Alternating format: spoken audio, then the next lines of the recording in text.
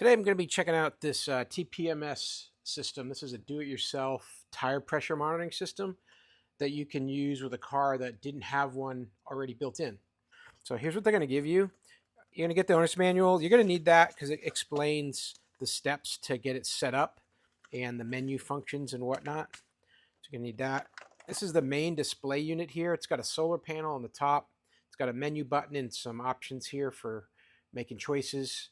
It's got a USB micro charge port right here that you can do to charge it manually if the solar isn't working for you. And then the display itself. And it's flashing zeros right now because we don't have these installed yet. But after they're installed and we do a quick drive, they will start to send the tire pressure for each of the tires to this device. You're also going to get some of these locking bolts and this little wrench. So what you can do is you thread this onto your valve stem, then put the sensor on the valve stem, and then crank it down really tight against this bolt, and that'll avoid them falling off, getting lost. You're also going to get a USB-C cable, and then the 4 sensors, and these are all marked. Got your right rear, left rear, all these different settings. So let's get these installed on my truck and see how it performs. Real simple process here. Got the front right.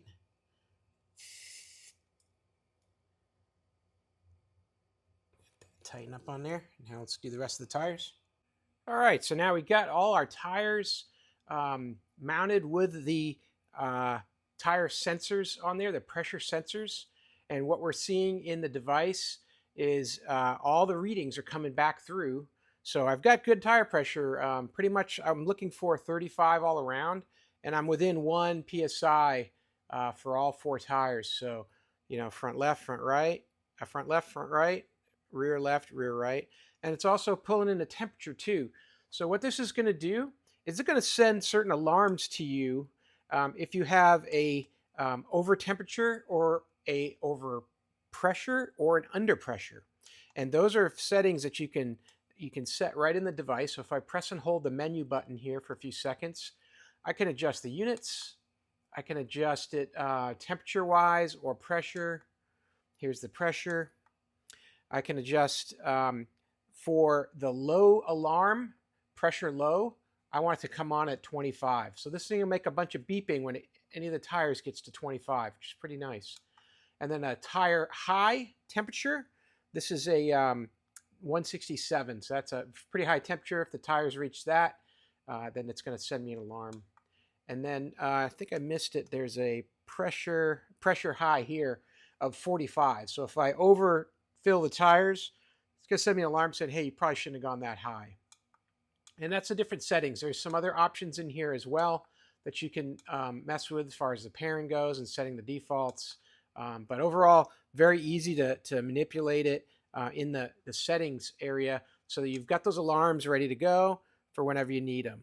So I'm just going to press and hold and make it come back, and then make the screen light up one more time here. Press and hold them again on the 2, and now it's coming up awake, and then it'll start to sense again, and boom, I've already got a reconnection, and I got my tires reconnected up to the display. So that's it. That's how you use this. You're just going to mount this in the car anywhere you'd like. So that way you can, not only get to the solar part of it, keep it charged, but so you can see that display. And if it does die on you, it's no problem. This little battery gauge right here, you can just plug it in and charge it back up. Lasts a very long time. Doesn't use a lot of electricity. Hope that helps. Have a great day.